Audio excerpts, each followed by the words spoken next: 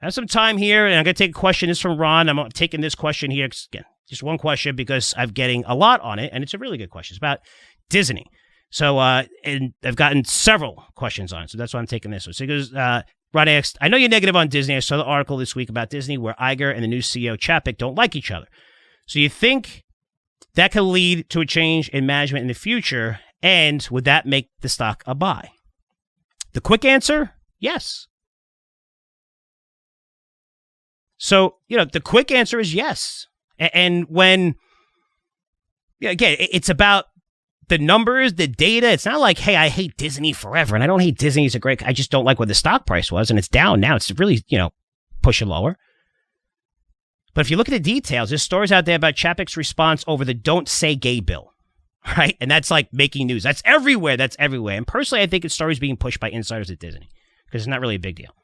Not that I don't believe it or not or whatever. A lot of people don't even know what that is. It's being pushed a lot, and I think I really believe it's by the insiders at Disney because they want him out.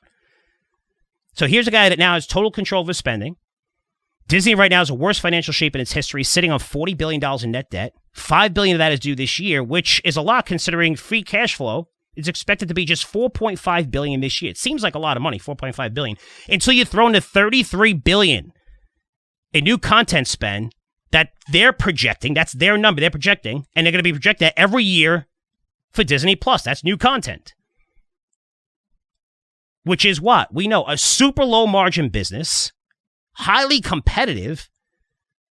But you look at Disney, it's still a really expensive stock here, even after the sell-off. It's trading at 25 times forward earnings. That's very expensive.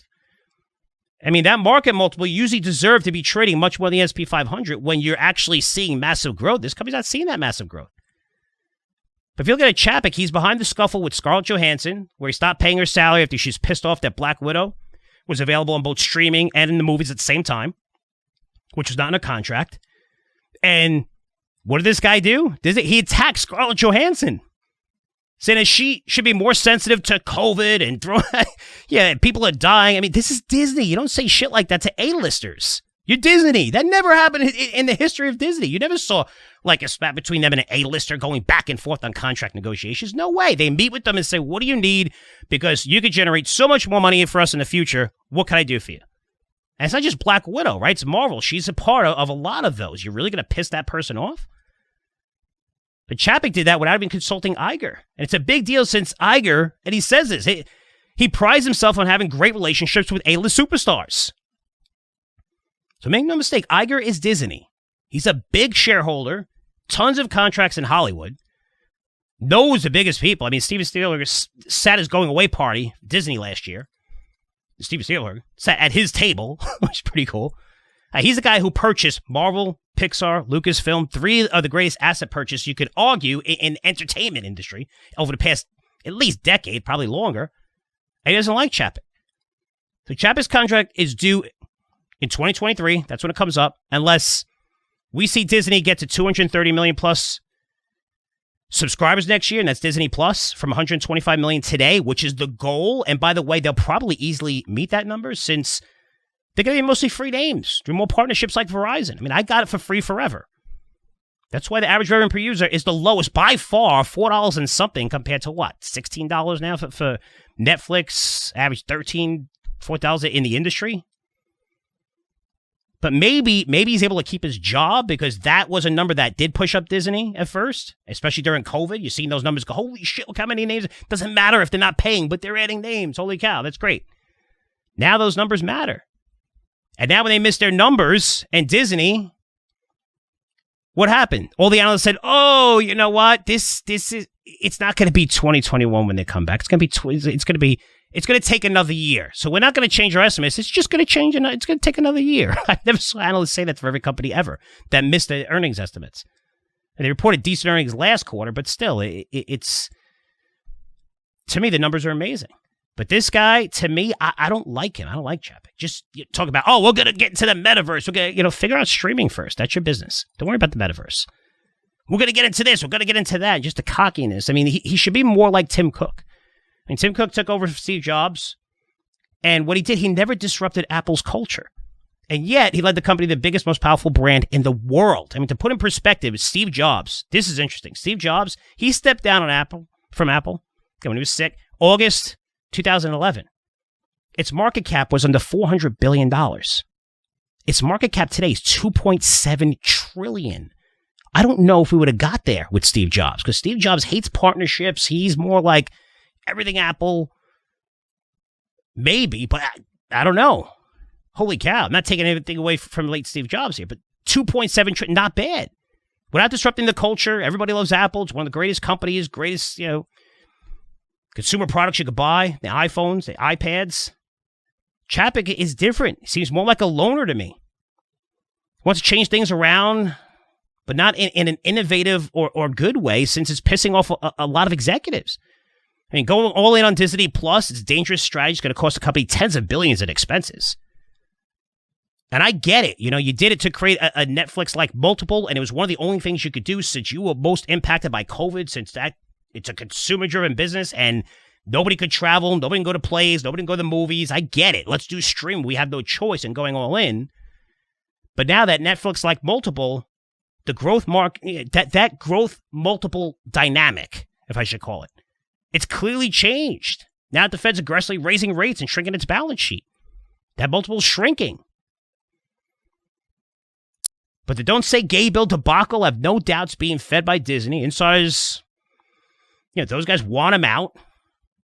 It's what Iger wants. And from Iger's standpoint, look, it's not easy giving up control of the greatest media brand in the world and watching someone else come in and start pissing off A-listers, restructuring divisions to where everyone from ESPN to Parks has to report to you whenever they want to spend $1. And everyone's looking at these moves, which are being made by Chad. It's not innovative. It's almost to create more power. At least that's the perception, which is obviously disrupting the culture. So with that said, if he's gone by next year, I think Disney is worth buying, especially if they decide to lighten up on Disney Plus. Maybe start licensing out its existing content, which is absolutely massive. They have a ton of it. And every streaming service is dying for or pay a fortune for it right now. They're dying for content. Like I said, existing content, because creating new content is a fortune. And that's what streaming's all about. That's what you need to keep streaming customers engaged to the point that they're not going to cancel. They're going to continue that monthly payment. It's new content. They're not going to stay there to get content that, get all the Marvel movies you could see on TNT, which is Time Warner. Endgame. They put all of them. You're not going to subscribe to a service for, again, maybe you want to see a couple of these, but you want to see the new content. That's what keeps you engaged.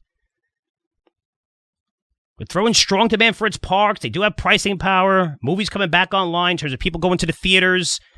You could see some strong growth there, but right now expenses are still huge. Debt is massive. And while they'll likely beat estimates in the quarters ahead, only because the analysts are purposely keeping them as conservative as possible, because it was so freaking wrong on Disney's earnings projections over the past year, you might see that.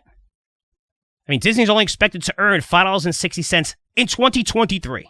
Okay, so over 18 months from now. Let's put that in perspective. It's less than what the company earned in 2019 pre-COVID. Everybody's earnings are surging. They went to record levels, not Disney. And it's less than what they earned in 2019. It's not, and that's not a fair comparison. Because 2019, they paid $71 billion to acquire Fox's entertainment assets at the top of the market. The right comp is 2018. That's where they peaked in earnings at over $7 a share. They're supposed to generate $5.60 in 2023. How are they going to do that? Spending over $33 billion on new content and charging, $5 a month or whatever for streaming in a highly, highly, highly competitive market. If Chapek gets outed and he decides to start licensing their content or do a license deal with maybe Apple, Google, Amazon, names that can write a $20 billion check like it's nothing and pay royalties for decades and get access to Disney's massive library, to me, that's a solution. That's easy. Now you build up your parks, you build up the theaters, you build up everything, and license your content to the 50 streaming providers that are dying for content instead of you just creating this whole platform. Again, you see the numbers. It's not working. Let's see how long they go on. Eventually, they're going to cut back on Disney Plus and say it's just not worth it. They're going to do that. It's a matter if you want to cut it now, which great companies cut fast. I'm not saying get rid of Disney Plus, but start licensing out some of that content. They said paying $33 billion, or you could do it 2, 3, 4 years from now, but you will do it. Trust me, you will do it when it comes to Disney+. There's going to be a different strategy there. They need to implement a different strategy because they can't afford to pay $33 billion a year on new content when all their competitors, their largest competitors, are spending the same thing. And companies like Time Warner are generating, 30, 40, $50 billion in free cash flow from so many other businesses. Disney's not doing that. They don't have that recurring revenue stream.